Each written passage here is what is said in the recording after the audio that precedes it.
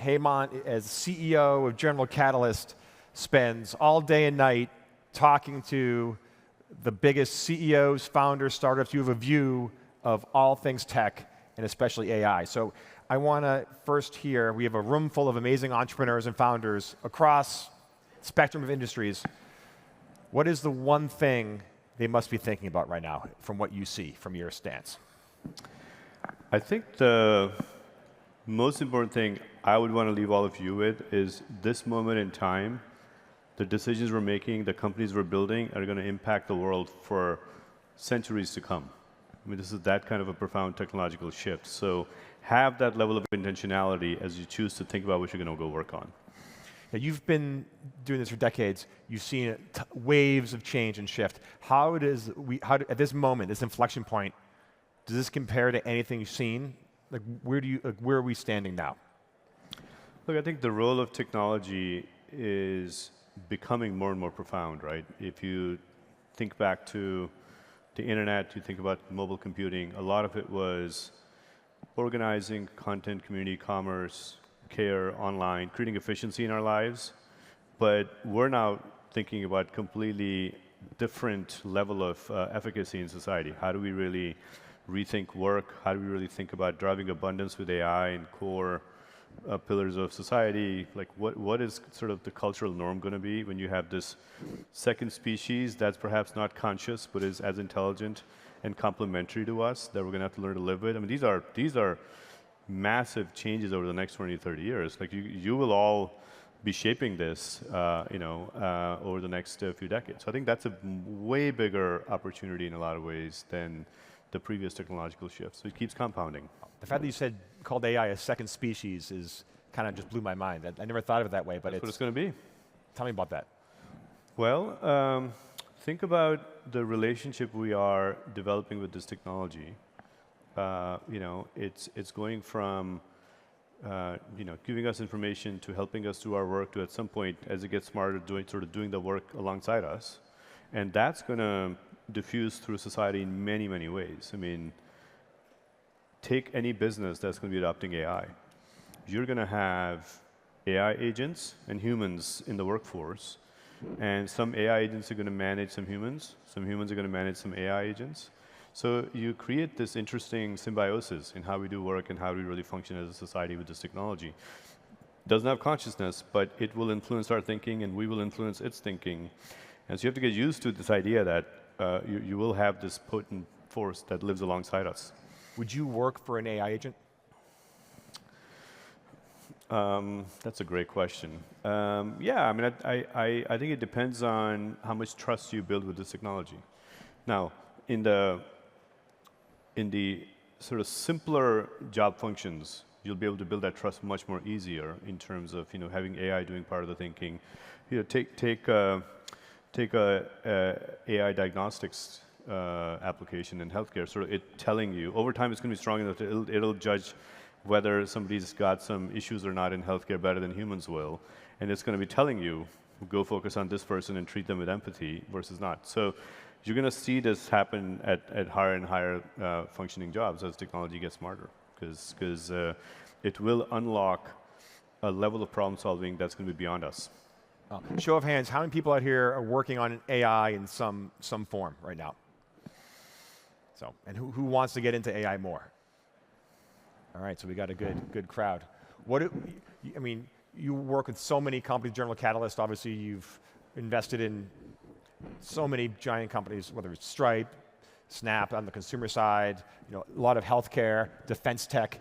When you're sitting across the table from a potential company to invest in, what are you hearing from the founder, and what do you want to hear from the founder? Yeah, so I think it's interesting. First of all, my framework of this transformation that's happening with AI, at the base layer, it's how do you really scale our energy infrastructure so we can actually have a scalable compute infrastructure. Then the question is, how do you take that compute infrastructure, a lot of the models and the intelligence we're building, and diffuse it into businesses? Because that's ultimately how we change society. And then the question is, as you make these businesses AI native, what are the emergent properties so that AI can drive abundance? So that all of us can have our own, agentic resource that takes care of our health and our education and whatnot, because we'll just have that abundance. So that's sort of my framework. Okay. But it's complete peak ambiguity right now of how we're going to go from here to there. And because everything is changing. You have geopolitics that's changing the nature of business. You know, if you look at the last few years, you've had wars, pandemics, interesting dynamics in the financial infrastructure because of geopolitics, energy crisis, you name it. We're dealing with everything. On the other side, you've got this sort of technological shift that keeps changing on us in its capabilities. As these models get smarter and smarter, what and how you build companies with it is also changing. So the question is, with that backdrop, how do you actually build companies successfully in that world of ambiguity? And I think that's where my advice is, learn how to navigate ambiguity effectively, learn how to be highly iterative, and develop a new level of relationship with your customers where it's not the here's my product and what can it do for you.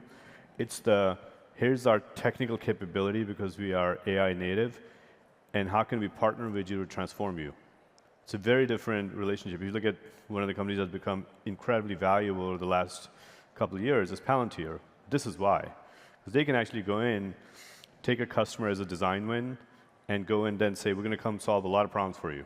We're doing a version of that in healthcare at GC as well. We're doing that in other industries. So this whole idea of understand how to leverage AI effectively and have a forward deployed engineering model in how you engage with customers versus I have an MVP that's just going to create significant momentum. I just think there's a fundamental shift of what's going to create rapid diffusion of your products into your markets. Companies and startups, at least for now, are still being run by humans. What are when you meet with a founder, what are the kind of the human traits you look for in them? Is there, in all the companies you invested in, is there kind of like a through line of a characteristic that a founder has that can make and break a deal for you? Look, I think what you're looking for is excellence in founders, and what excellence means does change with technological shifts in terms of core skills. And as I was saying, what you're looking for is complete humility that none of us really know the answers, and you have to sort of build with that perspective versus you already see the future. None of us see the future. And I think that's a really important mindset shift. And I think what you're looking for is a ability to have conviction but have it be loosely held in sort of your technical choices, because these technologies, there are companies that have started 2 years ago and there are competitors that start today, and you have a notion of a technical debt emerging even within 2 years, even within a year. And so how do you really keep pace with the leverage technology can give you, given how fast it's changing in the way you're building your company? I think that's a really important skill to be able to engineer your capabilities in a way that all new technological advances give you momentum versus you get disadvantaged by new players that can take advantage of that. So I think that you look for these kinds of traits and being very, very good at building trust with customers. This is a next level of sort of engagement with customers where they have to not only trust you, but they also have to trust that the products you're building, which are going to drive a lot of autonomous thinking in their enterprises, are going to be doing the right things. So the scarcest resource in AI and how you build with AI ends up being trust as a result of that. The explainability, the accountability, the transparency in which you build and you engage with the customers really matters. Wow. In this AI world, it's really, in some levels, especially in the big LLMs, it's like a game of kings I've heard described. You have trillion-dollar companies making headline, $100 billion investments, chips, buying nuclear power plants, stuff like this is high capital intense stuff that no one can compete with those except maybe these, the Magnificent Seven, if you will. But at the same time, we need startups and all these other great minds working with that larger LLM. Like, what's the best way for folks here to interact and work and build companies in a world where there's trillion-dollar companies that are in the same kind of business? This, by the way, is a great question, and this is the issue that we end up debating in some form or the other on every investment decision. What's durable? There's companies getting created that are like thin wrappers around what these models do, often negative gross margin, and so they're actually losing money in the hopes that over time they'll become profitable, but they're growing really fast. Is that really durable? And maybe some of those will figure out how to be durable, but that's not a durable business because you can't make up profit when you're a negative gross margin business in volume. right? So you're seeing sort of that kind of a dynamic with some companies.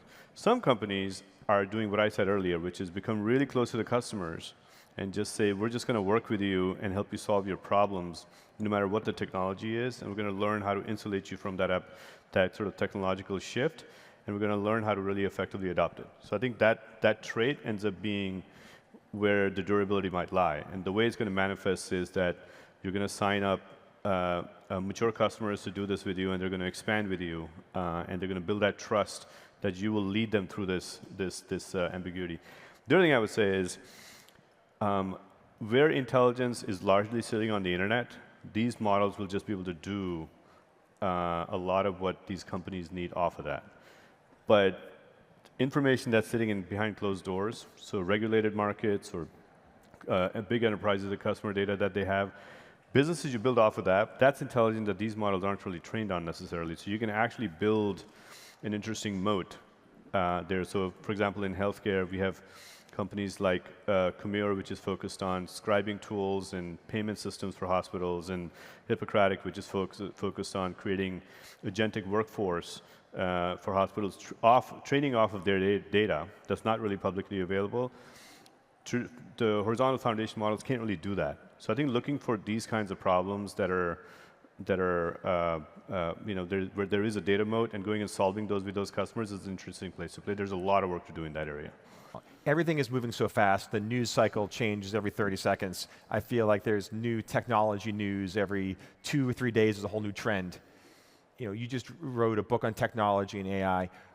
Where do you get your information from? Like, how do you stay up on the current news? How do you know like the trends? Like, what is like your daily habit? Whether it's reading, research, talking to people, because I think everyone out here would love to know like great sources to get your arms around this crazy new AI surge.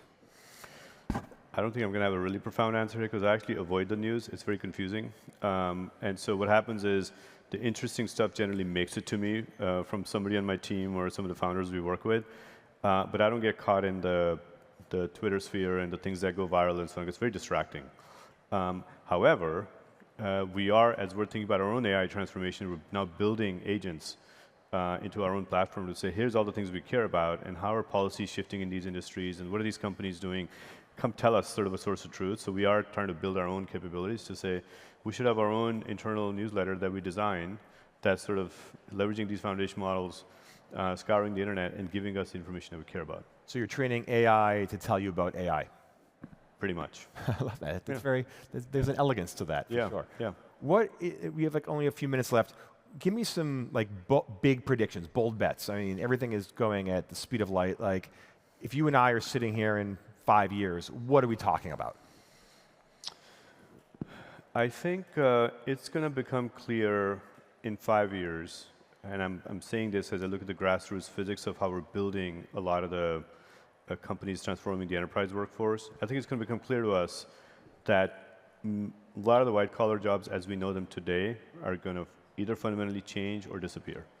It's very obvious to us. We have a whole fund dedicated to backing AI teams that are going and acquiring a lot of these white-collar outsourced job businesses, call centers, legal services, HR, and whatnot, and applying AI to them. And I just see it. I mean, I see how quickly AI can effectively do a lot of the work, including being emotive and actually being able to design emotion into the product. So it's not just procedural or process-oriented, but you can actually have conversations with customers that are empathetic and do a better job often than humans, because you're not tired, you're not judging, you don't have a clock that you have to finish a call in 6 minutes, go to the next one. So the experience can actually be one of abundance in the way you treat your stakeholders. I think it's going to become clear in 5 years that that train has left the station. Today, we're all guessing, but when I look at how fast these companies are actually getting built and when they will hit critical mass for society to feel it, it probably is 5 years. And the question that I think a lot about in that context is it okay to just take comfort in the fact that we say, well, humans always figure out new jobs? Or should we, given how fast this cycle is, should we actually be a bit more intentional and think about, hey, if AI is going to do these kinds of things, how do we retrain the people and what are they going to be doing? Should we be more effective? And intentionally thinking through that. And that's a big topic for me that I think we as a society need to think hard about. Good. And that's a huge set of opportunities too, by the way, in workforce transformation. New startups to be built there, new jobs to be created there that we need to address. Wow. We could talk for hours. Unfortunately, we're out of time. I want to thank you so much. I want to remind everyone that right after we finish today, Hemant is going to be signing books and maybe even a few term sheets. So you should definitely come by. Books for sure. Yes, books for sure. Come by and say hello, and it's going to be a great time. So, Hemant, thank you so much. Thanks Thank for you all. having me. Appreciate it.